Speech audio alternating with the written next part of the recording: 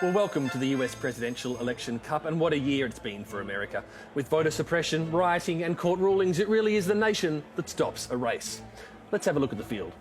First up, Fox News. Trainer Rupert Murdoch was always going to field this workhorse. He'll start in gate 1, out on the far right. Look for him to stay in the background and control the field from there.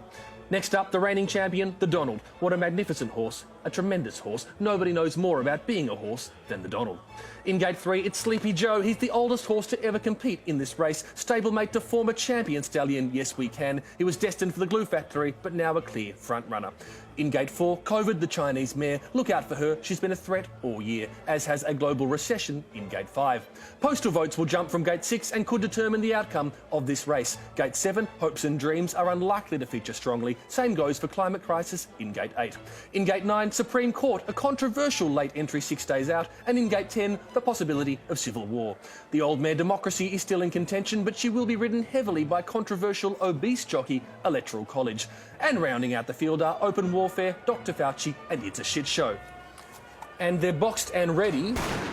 I don't know if that was a starter pistol or an armed rioter in Philadelphia. It doesn't matter because they are off and racing. Hopes and Dreams in a good position early. So too Democracy. Just back from Democracy is the Donald and COVID going stride for stride. And Sleepy Joe is still bunkered down in his gate. A bizarre tactic from the veteran. No, wait, he's now on his way. Further back in the pack, It's a Shit Show with a global recession, climate crisis and the possibility of civil war. Just behind them, Dr. Fauci is in a losing battle with COVID. And a couple of lengths back is postal votes being undermined. And at the rear, Open Warfare. As we enter the first debate, the Donald has bucked his Republican jockey, trying to rein him in. He's bucked him right off, and all of a sudden, Sleepy Joe is looking strong and dependable without doing anything particularly inspiring. Dr. Fauci is trying to get on top of COVID now, but the Donald is in the way. He has ditched his bridle mid-race. He's refusing to wear anything on his face. Bold move, but it's working. The Donald is catching up to COVID. Catching. The Donald has caught COVID. Now it's a shit show getting near them both. Dr. Fauci tries to slip past the Donald, but Open Warfare gets in the way. It's open warfare between Dr. Fauci and the Donald now. Incredible stuff. And back in the pack now, we have Supreme Court blocking postal votes with support from Fox News. The Donald is rallying hard, and they are all ganging up on Democracy. Oh no, Democracy has taken a nasty fall. The Electoral College is riding Democracy hard into the ground. It's literally flogging a dead horse as they turn into the second and last debate. COVID. That's all anybody is talking about. It's rounding the corner, but it's not slowing down as predicted. If anything, it's accelerating.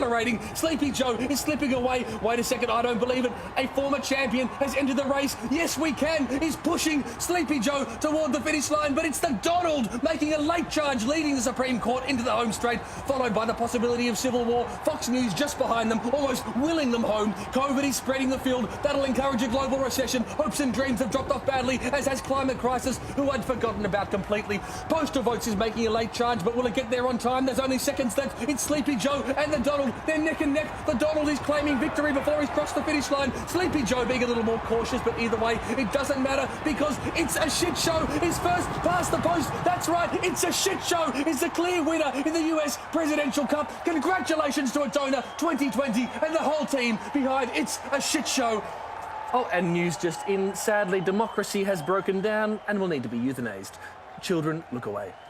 Thanks for joining us. What an unfulfilling race. See you again in 4 years.